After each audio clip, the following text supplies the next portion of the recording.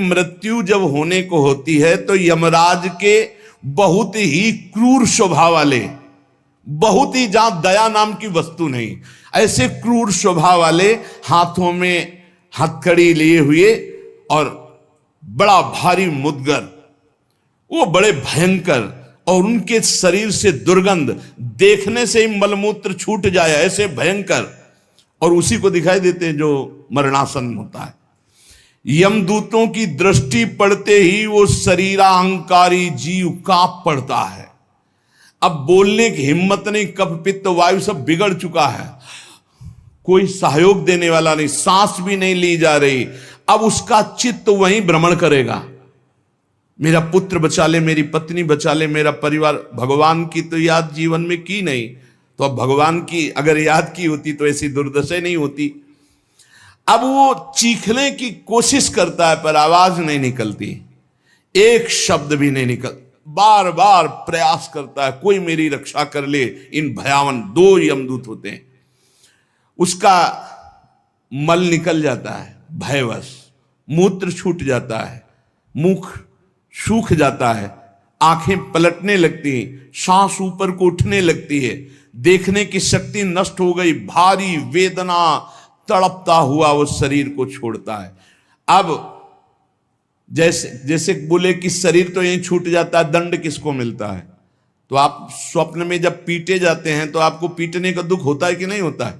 पीटने का दुख होता है, जगने के बाद पता चलता है वो झूठा होता है। शरीर तो स्थूल आपका सैया में सोया होता है, जब चाकू मारी जाती है ना तो वैसे अनुभव होता है, वैसे अनुभव होता है। तो ये जब स्वाप्निक शरीर में अनुभव हो गया, वो तो यम यातना देह पर्सनल, जैसे जेल की वर्दी मिलती है ऐसे एक शरीर मिलता है उस जीवात्मा को। मन बुद्धि चित्त अहंकार 5 ज्ञान इंद्रियां 5 कर्म इंद्रियों सहित उस शरीर में पैक कर दिया गया, उसका नाम यातना देह है। अब उसको उस शरीर से ले जाते हैं, यातना देह से। स्थूल देह तो यहीं छूट गया, सूक्ष्म शरीर कारण शरीर पैक कर दिया गया यातना देह में। जैसे स्थूल शरीर में, स्थूल शरीर छूट रहा, यातना देह मिली, वो सूक्ष्म होता है। अब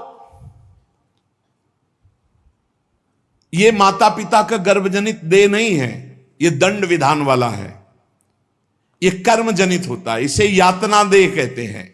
यमराज के दूत फांसी लगाते हैं गले में, जैसे कुत्ते के नहीं डाली जाती है ऐसे, और पीछे से मुदगणों की मार और घसीटते हुए ले जाते हैं।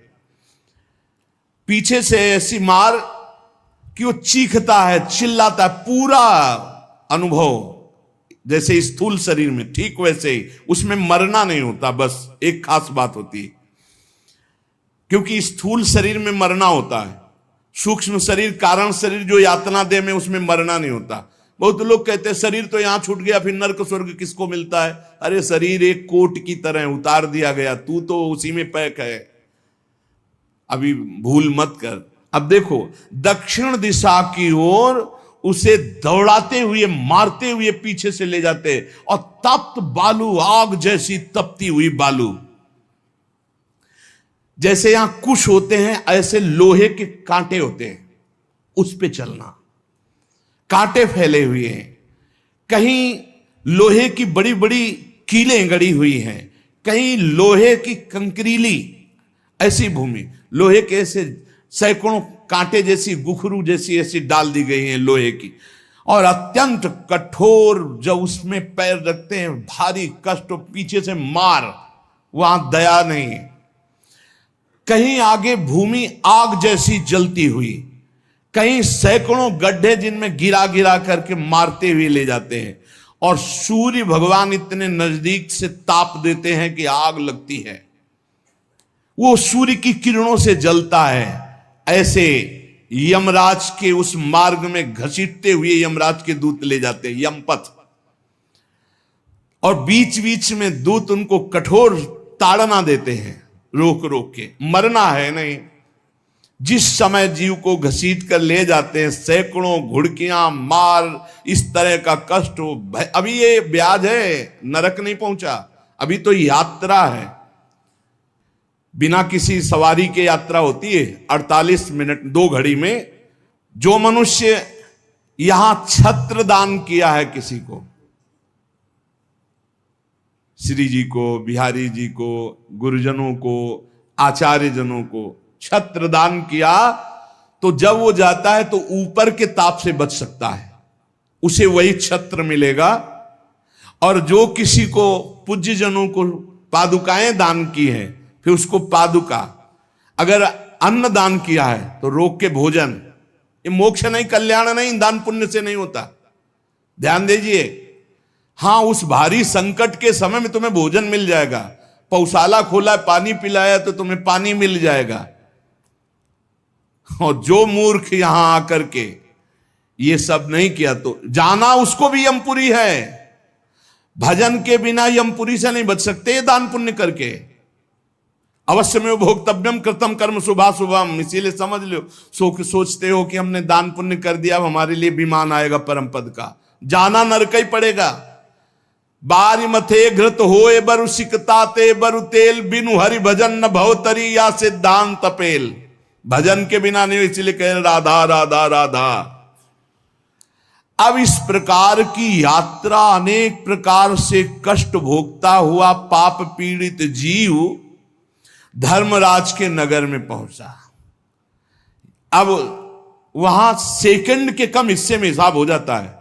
ऐसा थोड़ा क्या नाम है, कहां से लाए हो, क्या क्या किया, ऐसा नहीं, एक सेकंड के कम हिस्से में बहुत लाइन लगी हुआ।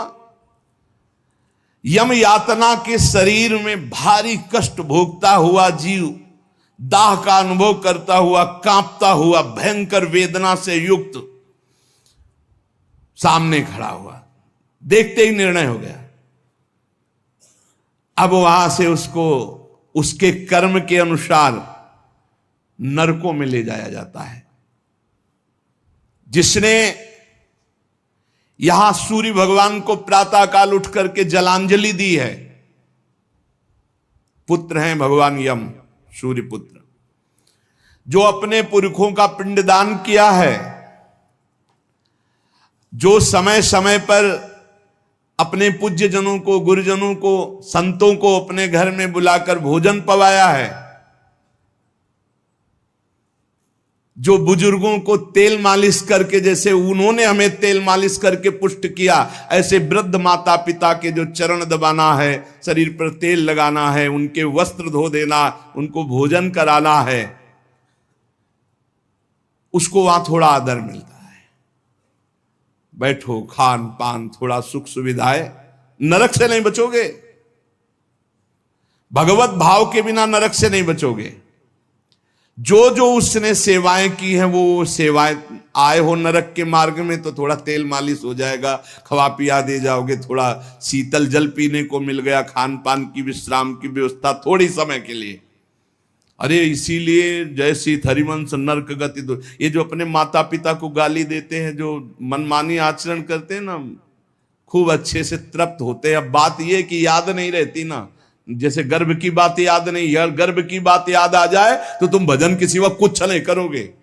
मरने की बात याद आ जाए कि पीछे जब मरे थे तो कितना कष्ट हुआ, मां के गर्भ में रहे कितना कष्ट हुआ, ऐसी जेल तो है ही नहीं मां के गर्भ जैसी, विचार करके देखो। अब वो मृतक जीव जो जो सुविधाएं दान की थी, वो उसे कुछ दिन के लिए वहां सैया मिल गई, भोजन मिल गया, विश्राम मिल गया, कुछ दिन के लिए। भाई बहुत होश में, दान पुण्य के भरोसे मत रहना। अब जब वो पुण्य खत्म हुआ उनका, तो यमदूत उनको साथ लेकर गए। 12 दिन तक उसको पुण्यों के भोग का अवसर मिलता, तभी तक 13वीं तक कहते हैं जीव को नरक की गति नहीं दी जाती। 12 दिन तक उसको होगा कोई विश्रामालय, उसमें रखा जाता है। 12 दिन तक जो पुण्य सुकृत हुए उनको भोग लो, अभी आराम कर लो, नरक आए हो। अब नरक में प्रवेश होगा 13 के बाद, तभी कहा जाता है जल्दी जल्दी 12-13 दिन खूब पुण्य कर ले, उसको दान करो आत्मा को, तो उसकी उन्नति हो जाएगी। कोई ये झूठी बातें नहीं है। और राधा नाम बोल दिया एक बार तो इसके बराबर कौन सा पुण्य होगा। यमराज के खाते में पुण्य वाला है ही नहीं ऐसा जितना राधा। अरे जाना ही नहीं पड़ेगा भैया, राधा नाम जिसकी जिह्वा से निकला, अनुल्लिख्यानंतानपि तदपराधान मधुपति। इसीलिए तो गरज कर कहते हैं, अब जिनको नरक भोगना है वो नहीं सुनेंगे भगवान नाम महिमा, भगवान नाम जप नहीं करेंगे। 12 दिन के बाद 12 दिन तक वो अपने घर के वालों के दिए हुए पुण्य आदि जो उसको भोगता है। फिर जब पिंडदान हो जाता है 13वीं, तब तत्र यद बांधवस्तोयम प्रयच्छन्ति तिलैः सह यच्च पिंडम प्रयच्छन्ति नियमानस्तदनुते तैलाभ्यांगो बांधवानां अंग संवाहनम च यत् तेन चाप्याप्यते जंतुर यच्चास्नन्ति सुबांधवाः। जब शरीर छूटता है उस समय से बहुत होश में रहो, सब कुछ मिलेगा उसको। जीवात्मा जो छाती के पास बैठ के ले नाक बहा रहे हैं, आंस बहा रहे हैं, यही पीने को मिलेगा उसको। बहुत होश में, राधा राधा। कम जिंदगी में वो नहीं जपा तो तुम तो कीर्तन कर ले, वो मिलेगा फल उसको। 12-13 दिन का ऐसा हिसाब रखा जाता है कि बांधोजन परिवार के लेकिन भजन नहीं करेंगे, रोना धोना। मृत्यु से 12 दिन बीतने के पश्चात यमपुरी को खींच कर ले जाया जाता है उस जीव को। अरे यमपुरी भैया हुआ जैसे जेल पहुंचे, कोई थप्पड़ लग रहा है, कोई डंडा लग, वो देखे कि प्राण छूट जाते कि हमारे ये दुर्दशा। मरना नहीं खास बात है, यमराज की यमपुरी को देखते ही प्राण सूख गए। कोई काटा जा रहा है, कोई कोल्हू में पेरा जा रहा है, कोई पकौड़े की तरह तला जा रहा है, हाहाकार मचा। मरना किसी को है नहीं। मृत्यु काल ये सब वहां नजर आ रहे हैं। मूर्तिमान मृत्यु, मूर्तिमान काल, जो यमपुरी में दंड हो रहा है। काजल की राशि के समान, जैसे काजल के पहाड़ ऐसे यमदूत हैं कि ऐसे पचका दे तुम्हें, ऐसे नींबू जैसे नहीं निचोड़ा जाता, ऐसे निचोड़ दिए, फिर छोड़ दिए, फिर वो जी गया, फिर निचोड़ दिए। अब बोले 10,000 वर्ष तक यही करना है उसको। अब 10,000 वर्ष तक वो ऐसे करता रहे, क्या दुर्दशा। तभी हरिवंश महाप्रभु कहते हैं, रस सिद्धांत का वर्णन जब करते हैं तो कहते हैं, जैसी हरिवंश नरक गति दुर्भरी, बहुत कठिन है नरक की गति। तभी कहते हैं नरक जाओगे होश में रहो, तो मतलब सबसे बड़ा दंड नरक का। लोग कहते हैं कि कहां नरक स्वर्ग है, किसने देखा है? तुम देख लोगे। ऐसे आचरण रख रहे हो जो संतों की अवहेलना कर रहे हो, शास्त्र की अवहेलना करे, भगवान को अवहेलना कर रहे हो, अपने आप देख लोगे पर बताने नहीं आओगे। बस खास बात ये है। और भौहें कैसी?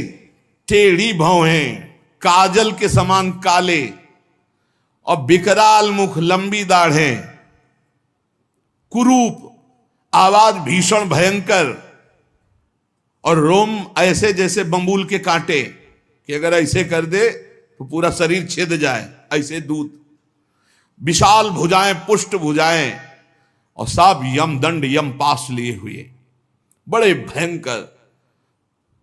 दुर्गंध आती शरीर से, जीव देख के घबराता है, उनके हाथों में फंसा हुआ। अब जो यहां पराये पुरुष से रति करती है, अपने पति को धोखा देकर, जो अपनी पत्नी को धोखा देकर दूसरी पराई स्त्री से, पतिवंचक पर पति रति करई, रौरव नरक कल्प सत परई। ऐसे ही पुरुष को, ऐसे स्त्री को। रौरव का बड़ा भयानक स्वरूप है। रौरव नरक की लंबाई चौड़ाई 2000 योजन है। 1 योजन 4 कोश और 1 कोश 3 किलोमीटर, 2000 योजन कितना हुआ? 4 दूनी 8, 8000 कोश। 2000 का 4 तो 8000 हुआ, और 8 त्रिक 24,000 किलोमीटर का है। 24,000 किलोमीटर का, और गड्ढा रूप है जिसकी बहुत गहराई है। यह नरक बड़ा दुखदाई है। इसमें अंगार रास बिछी हुई है, आगों की अंगार रास, दहकते हुए अंगार, बहुत ही। अब जो स्त्रियां पराये पुरुष से, तो वैसे ही सैया अंगार की और तपता हुआ आग का पुरुष। अब भैया वहां जो पुरुष पराई स्त्री से ये लिव इन रिलेशन, ये गर्लफ्रेंड, तुम्हारा इंतजार हो रहा है रौ रौ में, नंबर लिख गया है। तस्मात् शास्त्रम प्रमाणन्ते, पशुवत आचरण नहीं। इसीलिए भारत भूमि में जन्म होना शास्त्रों में महानता का वर्णन किया गया, क्योंकि धर्म का पूर्ण यहां पालन करने वाले जन होते हैं। जो नहीं करते उनके लिए व्यवस्था है। अब उसके भीतर यमराज के दूत उस पापी जीवात्मा को, अब वहां स्त्री पुरुष तो है नहीं, वो तो शरीर पहले ही छूट गया। अब यातना देह, वो जेल की वर्दी, यातना देह नरक की वर्दी, धधकती आग में वो जल रहा है, चीख रहा है, पग पग पर भुन भुन कर गिर रहा है, न मूर्छा न मरण, रात दिन चीखता रहता है, जलता रहता है। दौड़ना है 28,000 किलोमीटर, बस उसी में दौड़, आनंद लीजिए। कितने दिन? बोले सहस्त्रों वर्ष, 1-2 वर्ष नहीं, सहस्त्रों वर्ष। ऐसे पापियों की शुद्धि नरक में की जाती है। फिर जब वहां से निकलते हैं तो कीड़े मकूड़े पतंगे हिंसक जीव मच्छर वृक्ष ऐसी योनियों को प्राप्त होते हैं पापी जीव। या मनुष्य योनि में आए, पाप बहुत नष्ट हो गए वहां, तो यहां कुबड़ा नाटा बड़े घृणित शरीर वाले, जो अवशिष्ट पाप बचते हैं थोड़े। आप कहोगे नरक भोगने के बाद भी अवशिष्ट बचे कि हाँ, जैसे यहां किसी को सजा दी जाती 20 साल की सजा और 1 लाख रुपया जुर्माना, अरे जब जेल ही दे दी तो जुर्माना का, बोले नहीं जुर्माना है, तो जो जुर्माना हुआ उसका ये दंड है मृत्यु लोक में, समझ लो। जैसे लोग प्रश्न कर देते, हमें आज समझ में नहीं आता, जब नरक भोग लिया तो फिर यहां क्यों भोगना पड़ता है? तो तुम्हारी समझ में नहीं आता, जब 20 साल की सजा दे दी, 1 लाख जुर्माना रख दिया, वो जुर्माना ये मनुष्य से भजन कर ले हो, नहीं तुम्हारी दलीलें काम नहीं आएंगी। इस प्रकार पाप करने वाले जीवों को विविध प्रकार के नरकों में पिताजी कष्ट दिया जाता है। सुमति महाराज कह रहे हैं, जब यहां से कोई पुण्यात्मा पुरुष गति करता है तो वो पुण्य लोकों को ले जाया जाता है, उसके साथ गंधर्व लोग गीत गाते हुए चलते हैं, आगे आगे अप्सराएं नृत्य करती हैं, और वो विमान पर बैठा आभूषणों से सुसज्जित, समय समय पर मीठा जल ये सब सुविधाएं भोगता हुआ स्वर्ग जाता है, और वहां अपने पुण्य के अनुसार अप्सरा विमान महल सब सुविधाएं प्राप्त करता है। पर वहां भी जलता रहता है, क्योंकि उसके दिमाग में एक माला पहनाई जाती है उसके शरीर में, उसको बता दिया जाता है जिस दिन ये माला कुम्हला गई, यहां खोपड़ी के बल से नीचे फेंक दिए जाओगे, मृत्यु लोके विसंति। अब वो रोज माला देखकर जलता रहता है कि ये माला कभी, और जहां कुम्हलाना शुरू हुई तो भयंकर पीड़ा, ये सब छूट जाएगा, अप्सरा महल बड़ी सुख सुविधा में आ सकती, और वो सब छूट जाएगी। अच्छा, ये दुख, और दूसरा एक दुख बगल में दूसरी अप्सरा वाला निकला विमान, जो उससे कई गुना सुंदर, कई, अब वो जल रहा है, उसको शांति नहीं। तब लगी कुशल न जीव कहूं सपने हूं मन विश्राम, जब लगी भजत न राम कहूं शोक धाम तज काम। पिताजी, जो मनुष्य यहां वीर्य को नष्ट करता है, बर्बाद करता है, उसमें जीवात्मा होती है। ये बहुत ध्यान देने, इनको इनाम में महारौरव नरक मिलता है, परिणाम में महारौरव नरक। ये जो अष्टमैथुनों का प्रयोग करके बिना शास्त्र मर्यादा के वीर्य को बर्बाद करते, जैसे शास्त्र मर्यादा है संतानोत्पत्ति के लिए, गृहस्थ मासिक धर्म के बाद, पवित्रता होने के बाद, भगवत चिंतन करते हुए भगवान की सृष्टि पूर्वक जो आराधना का भाव रख करके संतान उत्पन्न, बस उतने के लिए शास्त्र आज्ञा करता है। नहीं, मानव जीवन बहुत ही सावधानी के लिए वीर्य में ये सब हम आप जैसे प्रकट हुए ऐसे जीवात्मा विराजमान है, उसको यथास्थान ना समर्पित करके और नष्ट कर देना या फिर संतान नष्ट कर देना या बहुत तरह से जो ये है महारौरो नरक की प्राप्ति होती है।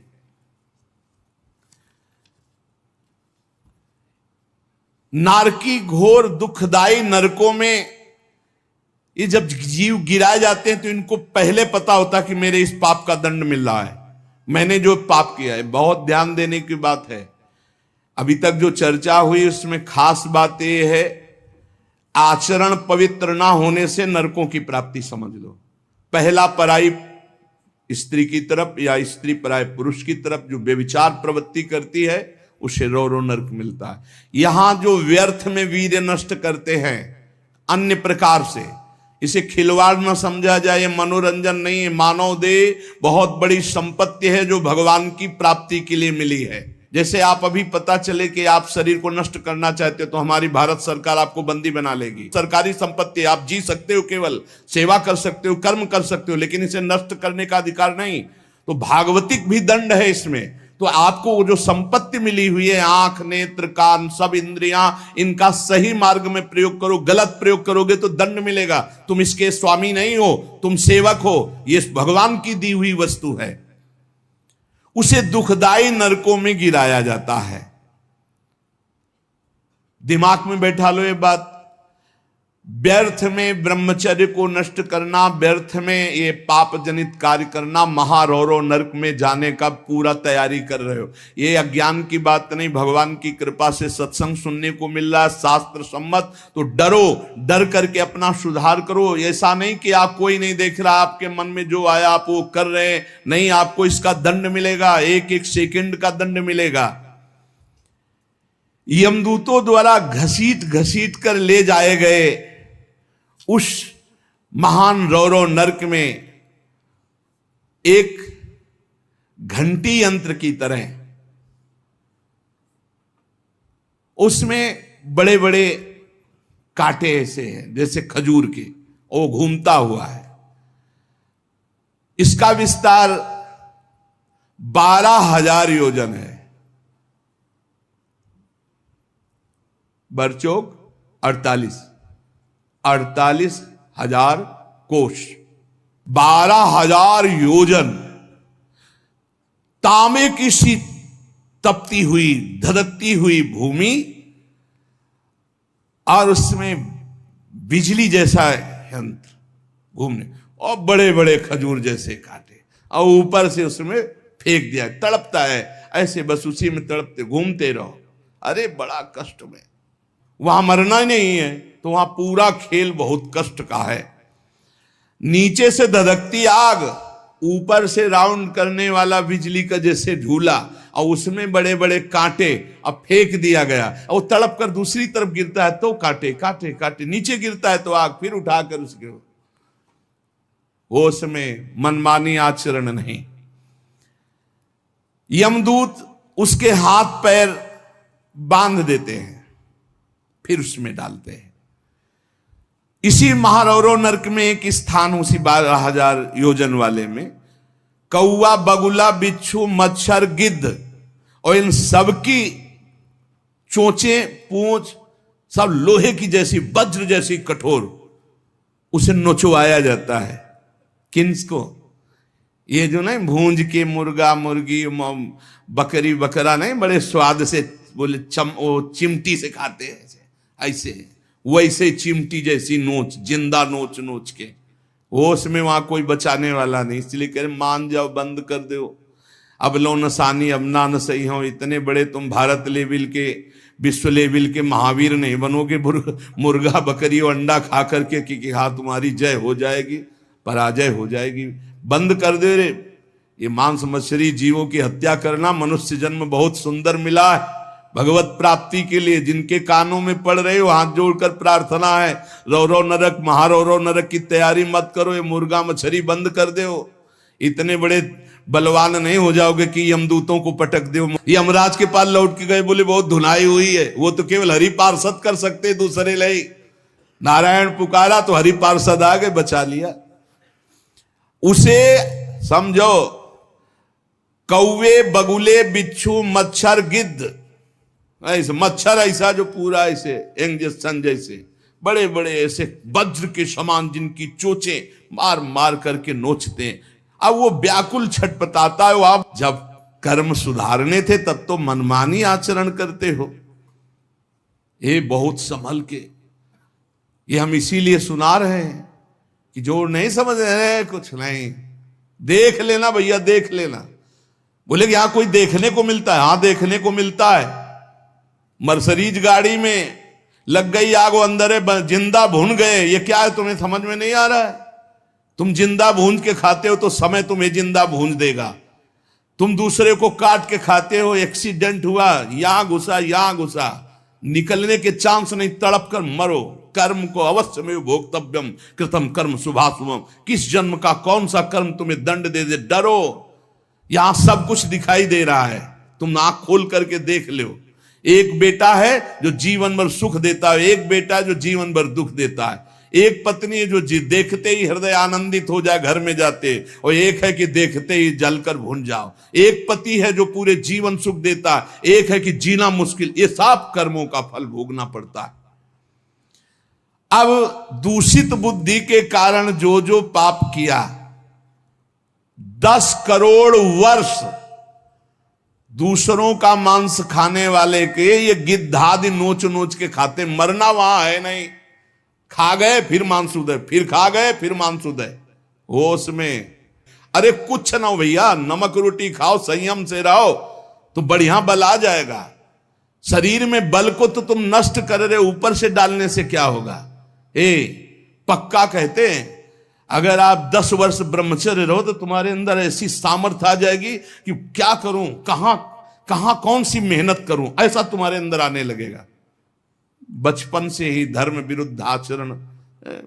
अरे इंद्रियों को वश में करने के लिए मुर्गा मछली वाली ताकत थोड़ी चाहिए, पवित्रता की ताकत चाहिए। ये मन के गुलाम, इंद्रियों के गुलाम पाप कर 10 करोड़ वर्ष भोगने पर फिर उसको मनुष्य लोक में भेजा जाता है। और फिर कैसे भेजा? मुर्गा बना के। फिर वो चाकू, समझ रहे हो ना, जिसको तुमने काटा था, फिर बहुत बड़ा। इसीलिए कहा गया, सेवक जी महाराज करें, संस्कृति मांझ बरियाय के पायो मानुष दे वृथाकत पार। अरे संस्कृति चक्र को रोक के भगवान कृपा करके तुम्हें मनुष्य दे दिए, और सत्संग भी सुना रहे कि हमें पता नहीं था, तो आप पाप कर्म करना बंद कर दो। देखो कैसे घृणित पदार्थ खाते। अंडे में क्या भरा है, कितना दलित दूर। हाँ बोले हम बलवान बन रहे, विटामिन पी रहे हैं। क्या करे? हाँ मतलब गजब, उल्टी हो जाए देख के। अंडे में जो भरा है उल्टी हो जाए देख के।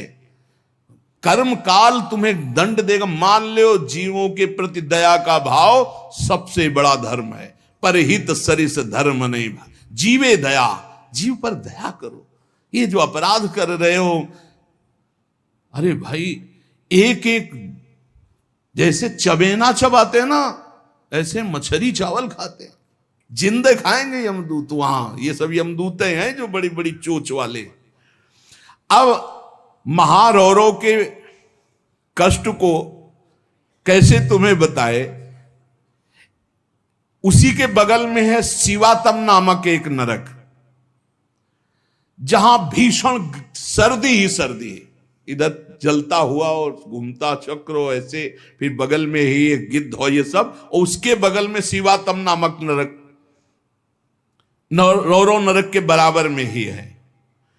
घोर अंधकार, भीषण सर्दी और दम घुटने वाली गैस।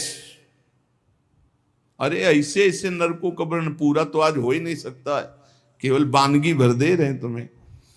घोर अंधकार, भीषण सर्दी और जहरीली गैस, शिवातम नामक नरक। अब वहां छोड़ दिया गया। अब वो कांपते हैं, सांस लेने में वो जहरीली गैस उनकी दम, मरना वहां है नहीं, और सब अंधेरा है, सब एक दूसरे को। और ये वहां इतनी सर्दी की दांत कटकटाते हैं, भूख प्यास अन्य उपद्रव, इसके साथ ऐसी वायु चलती है कि बड़े बड़े ओला, फूट जाए शरीर, भयंकर हड्डियां चर चर टूटती हैं, ऐसे ईंट की तरह ओला गिरते हैं, मज्जा रक्त बह रहा है, अंधेरा भीषण गैस वो प्राण लेने वाली, क्षुधातुर मनुष्य एक दूसरे को खा रहे हैं वहां नरक में। शिवातम नामक नरक, महान कष्ट भोगते हैं ये निकृष्ट पुरुष जो दूसरे के बच्चे का अपहरण करके ले आते, जैसे नहीं दूसरे आदमी का चोरी करना, हिंसा करना, मार का, ये सब इस नरक को प्राप्त होते हैं। डरो, यही डर ही डर हरिवंश हित, जिनो भ्रमय गुण सलिल पर, जी नामन मंगल लोक तिरसुह। ये छोटे छोटे पशु पक्षियों को तुम मार कर खाते हो, दूसरों के धन का अपहरण करते हो, अस्त्र शस्त्र लेकर किसी दुकान में घुस गए, उसको मार दिया, काट दिया, उसकी संपत्ति छीन लाए, ले लो, तुम्हारा ये स्वागत होगा। शिवातम नामक नरक में डाले जाओगे, जहां केवल अंधकार, भीषण सर्दी, ओला की वर्षा और दम घुटने वाली गैस, और हजारों हजारों वर्ष वहां तुम्हें भोगना होगा। इसी के बगल में है निकृंतन नामक नरक। इसमें कुम्हार की चाक की तरह पूरा नरक घूमता रहता बड़ी रफ्तार से। ये थोड़ी देर रफ्तार वाले में किसी यंत्र में बैठ के देखना, बहुत रफ्तार से जो घूम रहा हो, चक्र की भांति निरंतर घूमता रहता है। और यमराज के दूत कोड़ा लिए खड़े रहते हैं, और जैसे उसके सामने आए तो इधर मारा चप से, और वो घूम के सर से वो उधर मारा, उधर, चारों तरफ कोड़े की मार, और उस यंत्र अब वो उल्टी करता है, भयंकर भय लग रहा है, उसी में घुमाया जाता है। कुम्हार की चाक के समान चक्र की तरह निरंतर घूमता रहता है। यम दूत पापी के ऊपर कोड़ों की वार करते रहते हैं। शरीर पूरा मस्तक तक रक्तमय हो जाता है कोड़ों की मार्ग से, रफ्तार से वो घूमता है, प्राण निकलना नहीं है, सब चिथड़ा उड़ जाता है कोड़ों, और सब मरना वहां है नहीं, बहुत कष्ट भोगना पड़ता है। यहां जो शराब पीते हैं, शराब पी करके अपने पूज्य जनों का अपमान करते हैं, नहीं उनको पृथ्वी घूमती नजर आती है शराब पीने वाले, उसी में डाले जाओगे, नरक वैसे ही बना है तुम्हारे लिए व्यवस्था। जो बड़े पूज्य जनों का अपमान करते, गाली गलौज, मदिरा पीना महापाप है ऐसा हमारा शास्त्र कहता, मान लो, इसमें ये मत सोचो कि जीव की हत्या नहीं, लेकिन हमारा जो शास्त्र के तस्मात् शास्त्रम प्रमाणम ते कार्याकार्यो व्यवस्थित हो, ऐसा ना सोचो, बिल्कुल अक्षरशः सत्य है।